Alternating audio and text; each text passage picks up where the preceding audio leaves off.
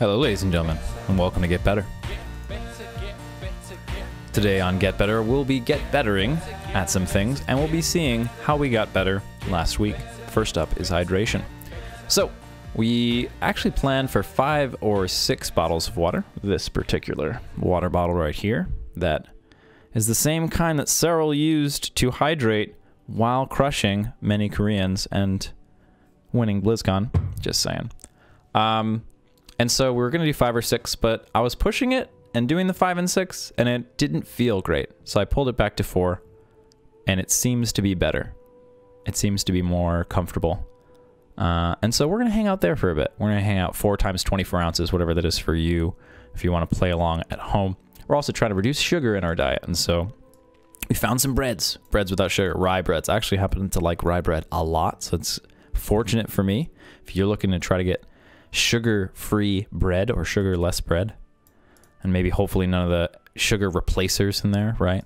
And you don't like rye, it's going to be tricky. They put a lot in everything. They put a lot of sugar in bread. They put a lot of sugar in cereal, too.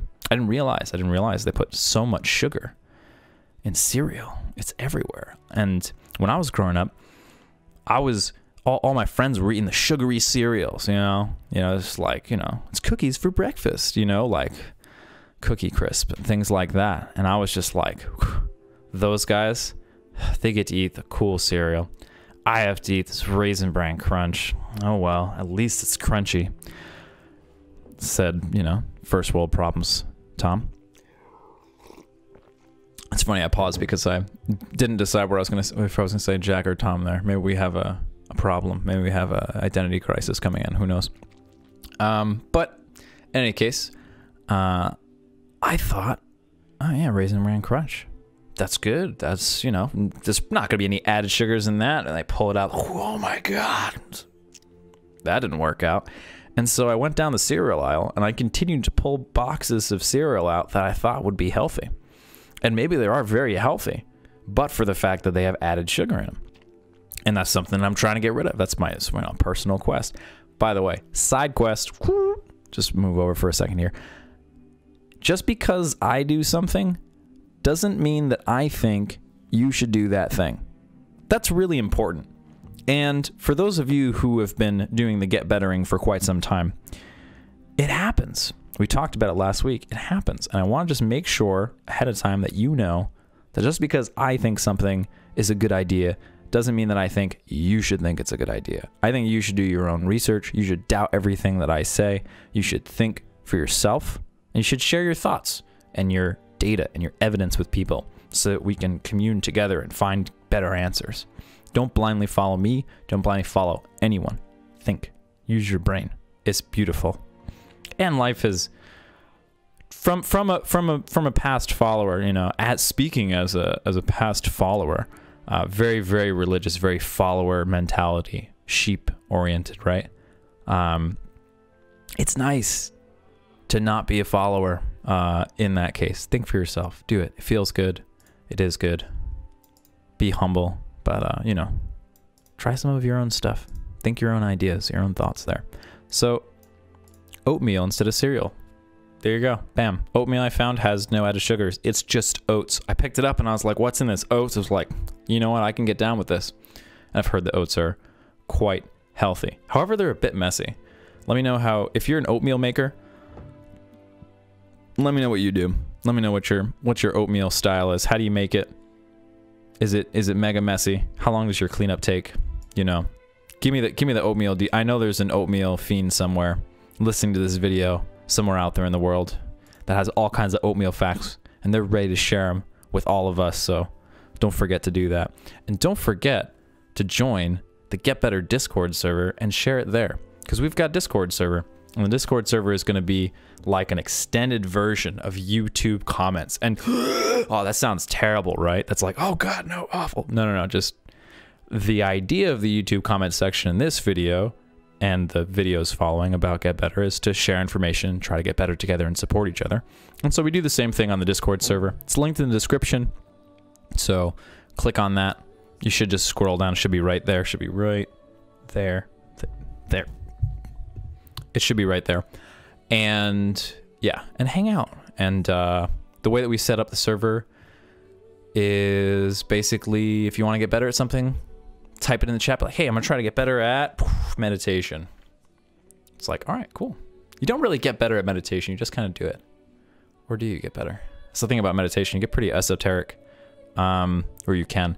But in any case, let us know what you want to get better at, and hopefully we can start connecting people that want to get better at the same things, and we can start more discussions. Because this is primarily a StarCraft channel with primarily StarCraft videos on it, I imagine the StarCraft will be the primary thing people want to get better at, but I do want to open up to all kinds of different things that you want to get better at. And we got to put StarCraft on this list at some point. Not this week, but we got to put StarCraft on this list. We've been slipping. And it is, I think, a very good mental exercise. If the dueling back gets totally locked in, we're doing 20 a day, maybe we start slipping StarCraft into the mental section. All right, so sugar, oatmeal, good. Stretching, this is a new thing. So we're gonna revise this list, this document each week. And it's a process, right? And so the idea is that you, hopefully, if you want to get better, you can take this process and use it for yourself.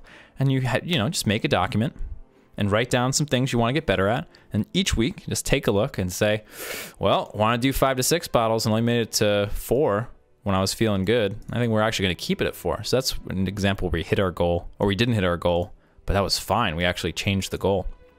In this case, with stretching, it's not something that we've done yet. So we're adding a new thing, stretching. It's very good. I've got a nasty back, and nothing about that is gross. It's just misshapen, and it doesn't really transmit data very well throughout my body, except the pain data. It loves that one. It's a favorite of that one. So I got some wedge discs, if you know what those are, and I believe those are getting worse. I may have a bulging disc. So yeah, things are definitely quite bad in the back department. And the interesting thing is, I'm sure you've experienced pain. When you've experienced pain, I'm sure you didn't want to work out. But you know, that's in my case, I'm in a lot of pain. I'm not feeling good. I stretch. I feel much better. But getting to the stretching point, even though I know I'm going to feel better afterwards, is just like, can I just like lay down and go to sleep and wake up and feel better? It's like, nope, you can't. It's like, maybe you can. And if you can, feel good about that. Realize that not everybody can do that. But realize, you know, you have to realize your own situation. That's what I had to do. And so I've got a messed up back, and so I got to stretch. I got to be more serious about it. I stretch in the morning, but at the end of the day, man, after a day at work, it's not like I'm doing anything particularly hard, but it's just mind-numbing and draining and just shut down at the end of the day. I don't want to do anything. I'm sure many of you feel the same way. And so stretching when I get home, it's brutal. I don't want to do it. Don't want to do anything. But I'm going to do it. And that's what part of the show is, a little social accountability. I have to come back here and make a video every week. And so, and this has already happened, where I'm just like, I really don't want to do this thing. But it's like, yeah, but do you want a whole episode of Get Better where you tell everyone how you failed and did nothing and were, you know, a lazy piece of shit all week? And then it's like, I don't want to make that episode, man. I don't. And so it is quite helpful. I do suggest it, blog or, you know, vlog as this is. Do what you do, but or you can do it with the accountability things you can do with friends in your life. It's like, hey man, I'm gonna try to lose weight, you know, and so I'm gonna try to eat healthier. I want you to keep me accountable. And if I'm about to grab that donut, I want you to look at me like I did something wrong. And I'm gonna look at you and I'm gonna be like, you're right, man, I'm not gonna eat that donut. I'm gonna eat 2 donuts. No, I'm just kidding. But the idea is that you have a little accountability. It helps kick it in. It definitely helped with dueling back. We're gonna jump right to dueling back now, by the way. And 30 minutes twice a day seems like a pretty reasonable place to start. I have a lot of different stretching type things that I know work really well for me already because I've experimented quite a bit. I do suggest that you experiment as well. Learn your own way. Forge your own path. Do it. It feels good. Dueling back.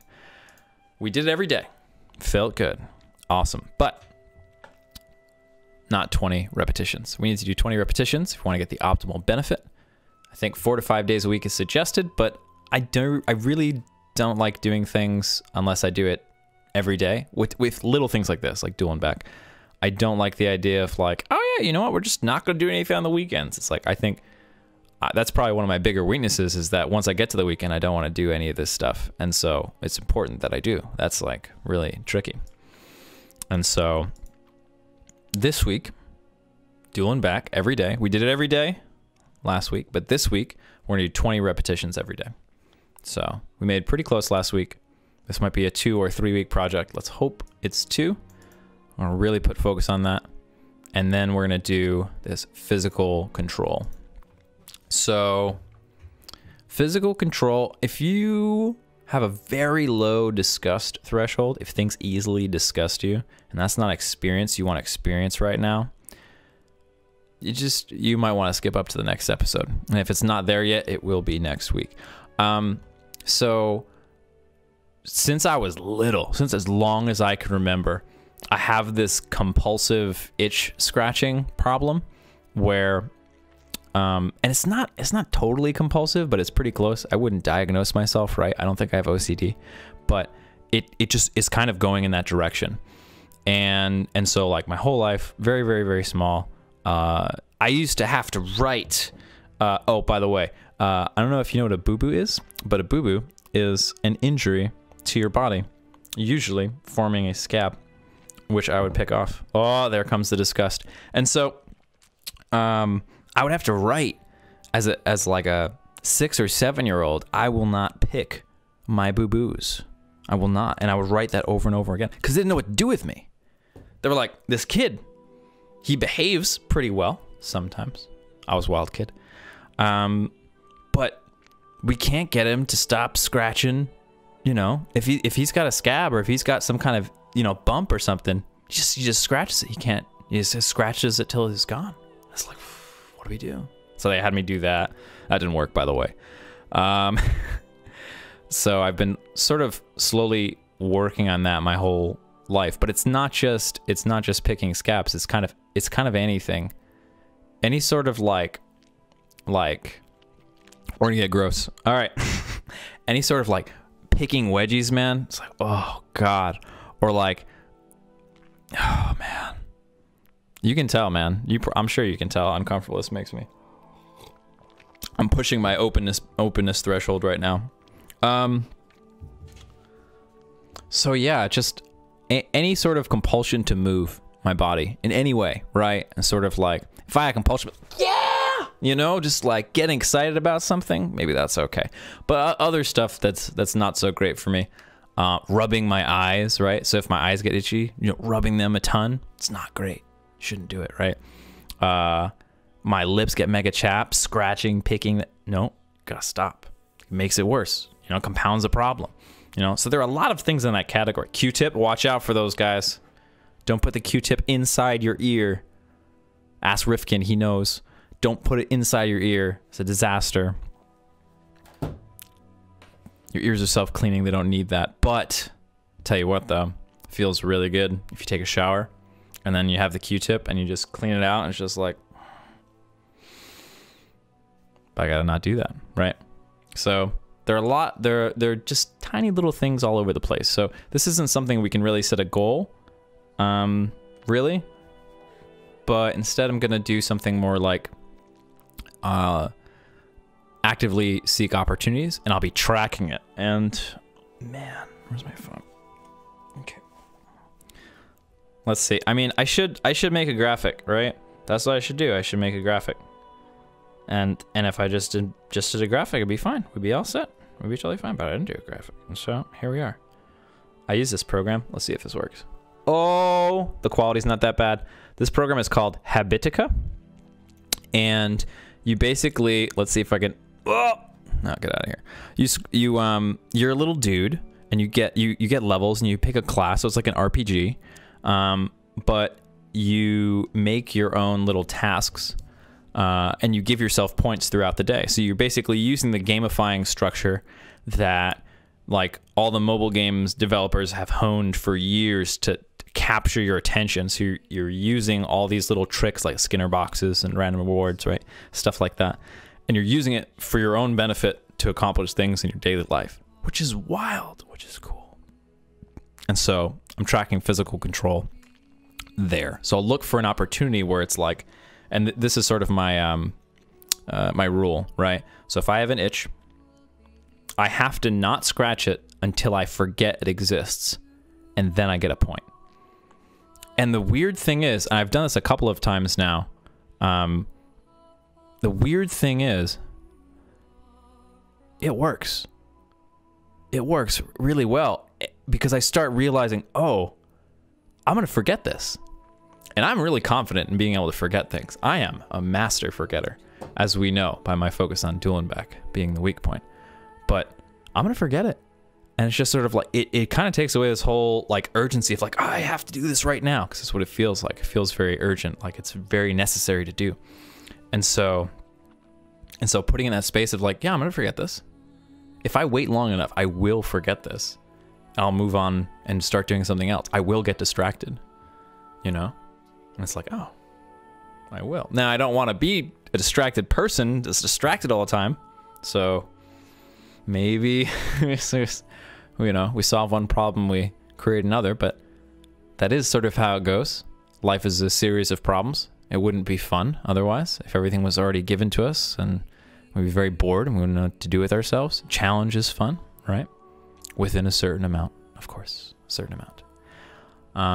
So yeah, so we're going to add physical control and stretching.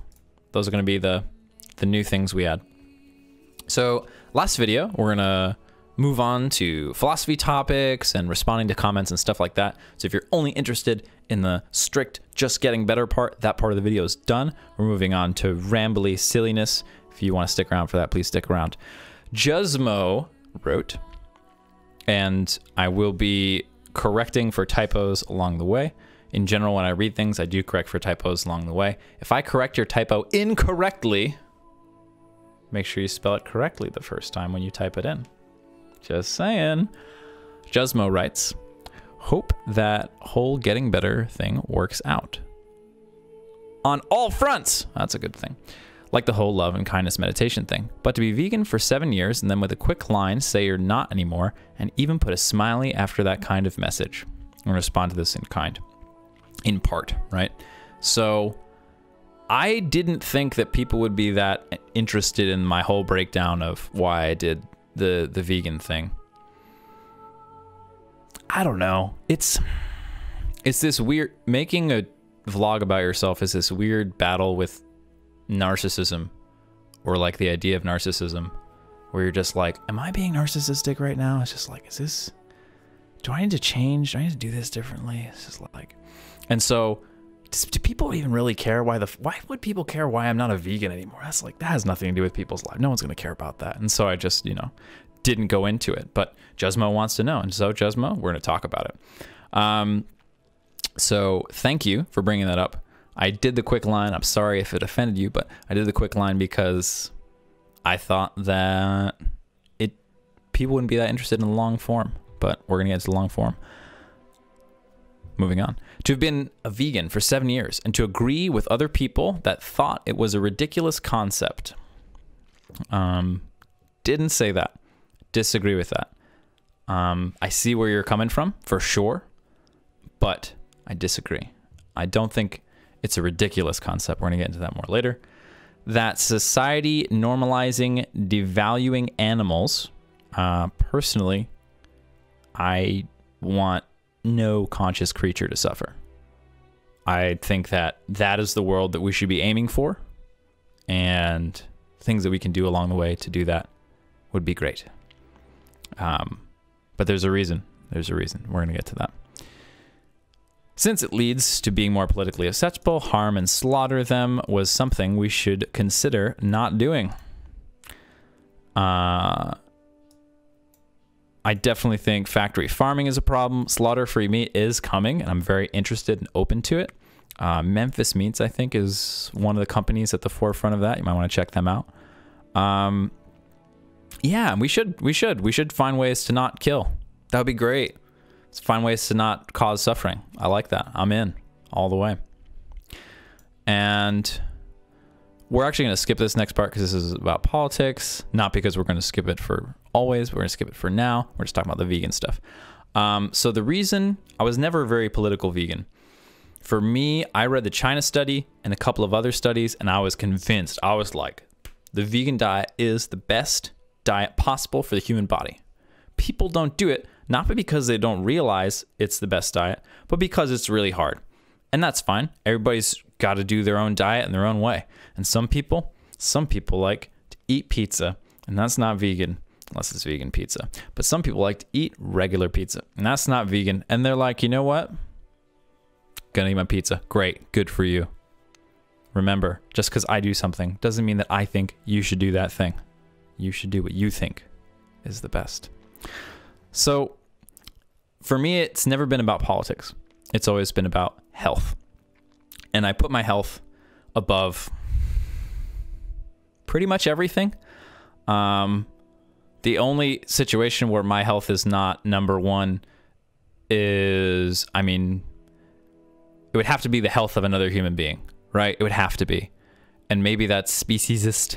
But for me, the value of a human being is greater than the value of a cow. Yeah, we're gonna go with that. I do. I think that a single cow has a lot less possibility to make the world into a better place than it is. Now, I don't think that has anything to do with whether it's right or wrong to kill something. But for me, it's just about trying to be healthy first, take care of myself first, so I'm in a good position to help other people. I think that you do have to take some selfishness. You can't just give it all away. You can't, because then you degrade your. I've seen people do this, right? Coming from a religious background, especially. I was raised Roman Catholic, very, very devout religious. I was an altar boy. No funny business. I was okay, thank God. But yeah, see, I still have leftovers like thank God that just kind of show up in there. Jesus Christ, those show up as well. But yeah, so it's very religious, very dogmatic for a very long time. And so it's just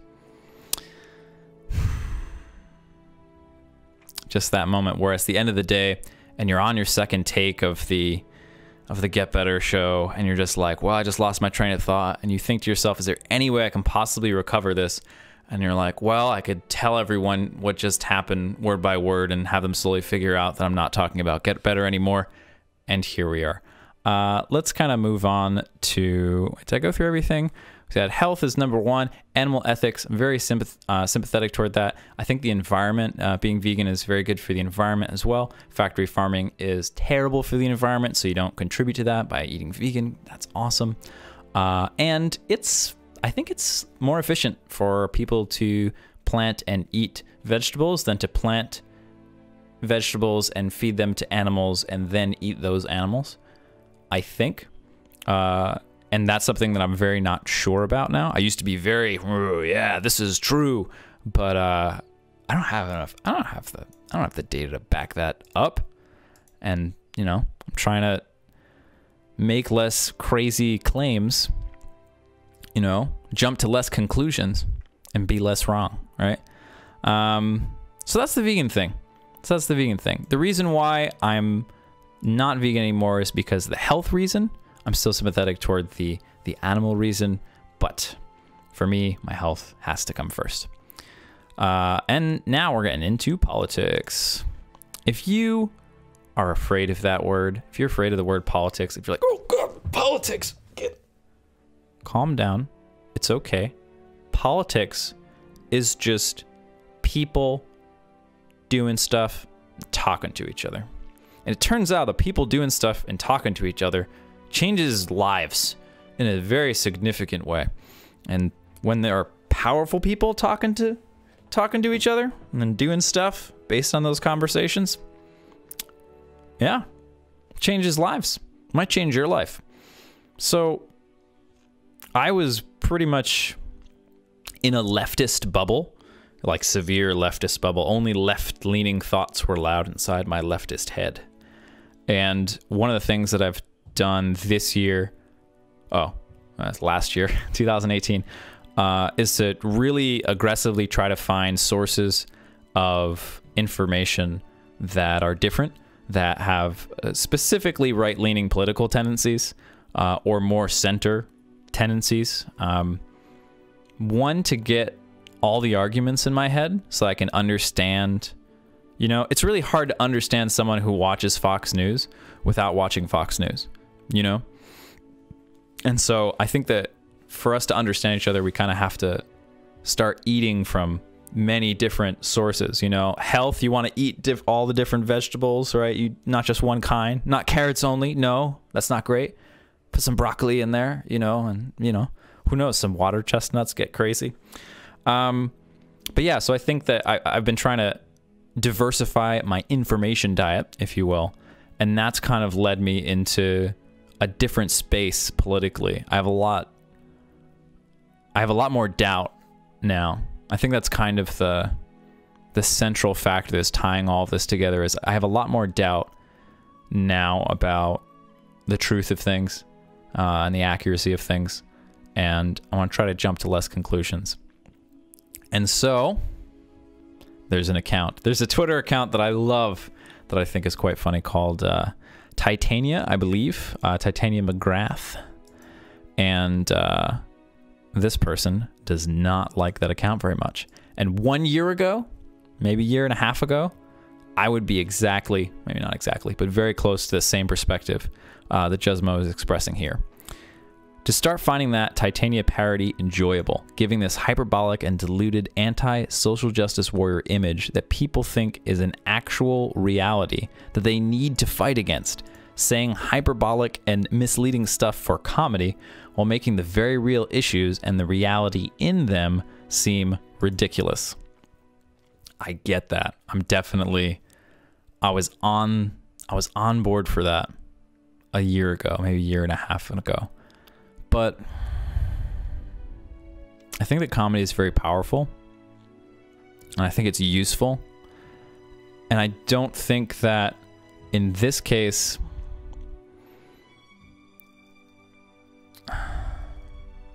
it's tough. It's tough. It's definitely something difficult, especially because this is a very recent change for me as far as my perspective goes on it.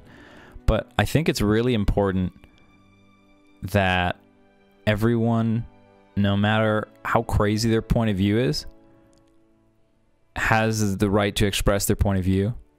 And so a lot of the stuff here and a lot of stuff in comedy is offensive. And I think that in this particular case, it doesn't really bother me very much.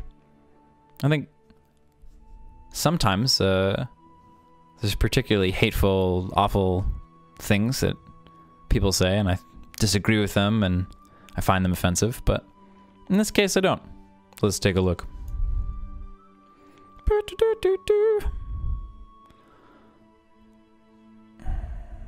Let's find something short and easy. Oh, actually, okay. Here's some fun. Y'all need to stop redacting your positionality on radical trans black ecofeminism in deference to hegemonic cis-axial neo-patriarchy normalized through oppressive structural discourses of hetero-pestilential violence enacted on bodies of color. Wow. So, people of various groups are treated unfairly in the United States and across the world. For me, I think that the root of that problem is that people treat people as groups, as a member of a group, instead of as an individual. I think really that's it. Maybe it's, you know, more complex than that. Most things are, but I do feel like it's that simple. Please challenge me if you disagree. Please do. But so this particular one that we read is just like this. It's sort of, to me anyway, it's sort of making fun of all of these, like, this plethora of new vocabulary that has come up to describe all of this stuff, and how I sometimes feel when I'm listening to someone, and this happens to me for the far right and the far left folk, where they get to an end of sentence, I don't even know what they just said, because the amount of like constructed language that's specific to their area that they're using, and the amount of language that's being populated into the world, it can be difficult to keep up with. And that's true, right? And so that doesn't mean that, you know, people, it doesn't mean people don't deserve to be treated fairly. It just is a commentary on language more than anything else. But because it's loaded with all these really, really offensive areas, right? The third rails, right? The things that you don't touch. You don't talk about these things, right? You know, it can be very offensive, you know? I think this, I want to do this next one, and then we'll move back over to the Google Doc. As a society, we have long outgrown the necessity for males, right? It's a parody. It's a satire. It's obviously not true. There are probably people who believe that men should be the only kind of people. And there are probably people that believe that women should be the only kind of people. But I don't think that we need to entertain those arguments seriously. I think that we make fun of those arguments. That's what we do, right? I think that, and maybe this is a bad precedent to set, but I think that like, if there's something that's extreme enough, you almost don't want to engage with it in a real way. You almost want to just make fun of it. And I don't know whether that's healthy or not, or it's necessarily good. I'm sure we need a mix of both. I think that comedy particularly has a way of waking people up to what's going on because their defenses aren't up. They're laughing, they're having a good time, and then all of a sudden they get an idea that they haven't heard before, excuse me. And because they're in this like really joyous mood, instead of being like, oh, it's a different idea, shelling up, it's like, oh, huh, that's funny. And, you know, or they're actually laughing and it's, you know, genuinely funny. I think that it's powerful and it's good to do that. And this particular, as a society, we have long outgrown the necessity for males, I think hits home on what we were seeing in the comment. So we're going to go back. So hyperbolic, deluded, anti-social justice warrior, right? So social justice warrior-ing. All right, I got called a social justice warrior a lot. I ran what was effectively a leftist totalitarian social group called the Proving Grounds for StarCraft, and anyone in there can probably attest to the totalitarian nature of that group. It was very aggressive. It definitely came from my religious background of right and wrong and black and white and all that, and black and white thinking. Calm down. So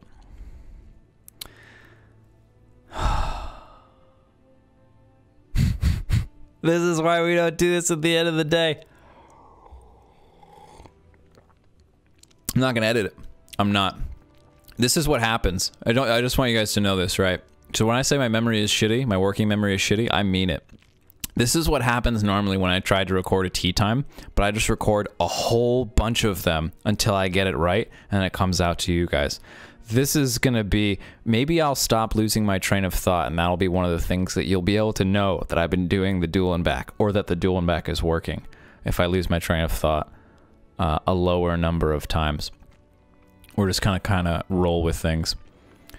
But yeah, I mean, social justice warrior, it's an exaggeration, right? It's, some people are this way, and some people aren't. But the idea of the social justice warrior is a person who's online, and it seems to be part of the idea that their intent is to make themselves feel better for, you know, championing a cause, and less that they're really trying to change things, you know? And so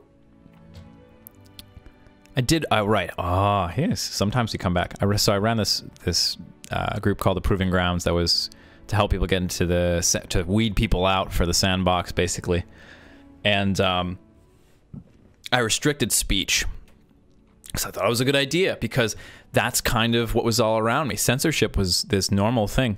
I didn't really see it as infringing on people's possibility to express their opinions.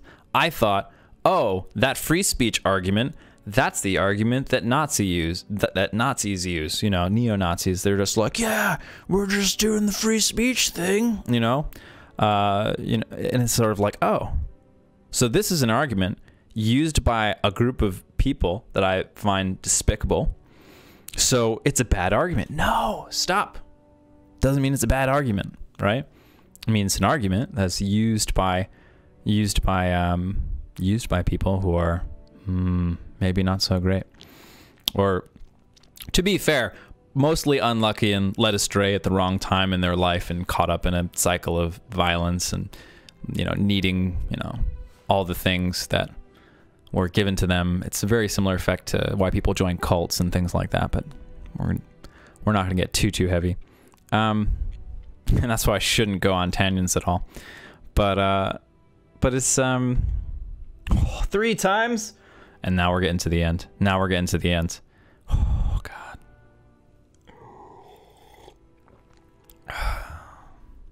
Comedy's good, man. Comedians need to be able to express their points of view. They need to be able to push the envelope of what you hear. Because if they're not pushing the envelope and trying shit and seeing what's funny to you and what's, you know, not funny to you, then we censor the comedians. We say, oh, you can't make these kind of jokes. You can't make those kind of jokes. You can't say this word. You can't say that word. I think probably the best example is the N-word, which I won't say. I probably should, based on that whole free speech thing that I just said, but I don't. I am not yet comfortable saying that word. So I'm not. But like, there's no law. There's no law written in the United States that a person who is white can't say that word. You don't see a lot of white people saying that word, though. Just saying. It's quite low. It's quite low. And that's a socially, it's a socially confined thing, right? It's not confined by the law. You don't say you can say this word or can't say this word. The culture around it, you know, makes it happen. It's like, you should be able to say stupid stuff and you should be laughed at for it. You should be ridiculed for the stupid things you say. I should be ridiculed for the stupid things that I say. I should. And hopefully I'll learn something and change, or maybe someone will give me some perspective I didn't have before. But, you know, it's a, just because it's a, if despicable people use an argument doesn't mean it's necessarily throws the baby out with the bathwater. I think that free speech is incredibly important. I think it's kind of the like the DNA of democracy, not in the colloquial sense of like, yeah, it's in there, but like literally like it builds itself, you know? It's free speech is this thing that if it exists and there are people around, it builds itself, and people build on the speech of others, and we continue doing that, and it gets better, and our knowledge grows, and we learn, and we challenge each other's points of view, and things get disproven that we thought were true, and, you know, all that stuff is very important. But part of getting to all the good stuff is having a shit ton of bad ideas first. And if everyone is too scared to put out their idea, unless it's already perfect, then we're going to just miss out on a whole bunch of, I don't know, really good discussions. And I think I am in the camp of, there are 2 basic ways that human beings change the lives of other human beings, and that's violence and discussion. And I prefer if we, over time, you know, use more and more discussion, less and less violence. I think that would be ideal. And for that to happen, we have to protect free speech. Even the free speech of people who are saying awful things and terrible things. We should combat them with words, with arguments and reason, with our own points of view, not with laws. So that's how I feel about free speech. And I understand that comedy that makes fun of points of view that you hold doesn't feel very good. I'm with you. I get that. One of the things that I'm trying to do personally is I'm trying to be less offended. I don't know if that's good. I say that a lot because I think it's good to remind myself, right? I don't know if it's a good thing to do, but we're trying it out. I'm trying to become less offended. I'm relatively successful. Because if people are giving really, really aggressive, mean arguments about, you know, wanting to do something violent and unjust or mean to other people, you know, they should be combated with like, no, that's a terrible thing. Please don't do that. All the people around the, man, it sounded like Trump just there, right? God, man, you can tell how much he's making it up when I can sound like Trump. You know, when you can make yourself sound like a president, man, that's what you know. Let me be clear. But yeah. So, in closing with this comment, we have a ... I don't know. These all just seem like things I wouldn't have expected from you. And so I've gone through, and I read the comment ahead of time, guys. Just, you may not know this. So I try to go through as we were reading the comment and kind of explain how, where I used to be and how I kind of got to where I was. It was a little rambly. Trains of thought were lost. I believe we lost 3 trains. So maybe next episode we'll try to only lose 2 trains or less. This is a train mission. But yeah, so I change a lot. I change my opinions a lot. I try to consider points of view that I disagree with a lot. And I try to find intelligent people that I disagree with that can have dispassionate arguments. Or discussions about ideas. I really, really like listening to discussions of people. I think hopefully one day this podcast could get to the point. It's not a podcast, but it basically is a podcast. You're listening. You're not looking at the screen, are you? It would be cool if this could develop into something where I have enough pull to start bringing in people to have discussions about getting better. Instead of just me talking to you. I think that'd be way better. I really like that kind of a format. So maybe someday we can get into that. For now, we're keeping it low production, low time budget, high focus on actually improving myself. And so hopefully you too will spend lots of time improving yourself this week. And finally, we did all the vegan stuff, right? Yeah, we did. All right, Half a Ninja brought up the point that when I started the Get Better series, I made it a pretty integral and explicitly stated part that you all should tell me what you think I should get better at. And I think that that is great. I still think that that's great. If you have something that you think I ought to get better at, and you have a good reason why you think I ought to get better at it, put it in the comments, definitely. I won't necessarily be doing that because everyone's, only got a limited amount of free time. But keep in mind, you throw that in the comments, or even better, you put that in the Get Better Discord. Whoa. You put that in the Get Better Discord, and it's there, man. I'm not just seeing it. Other people are seeing it. They're reading it.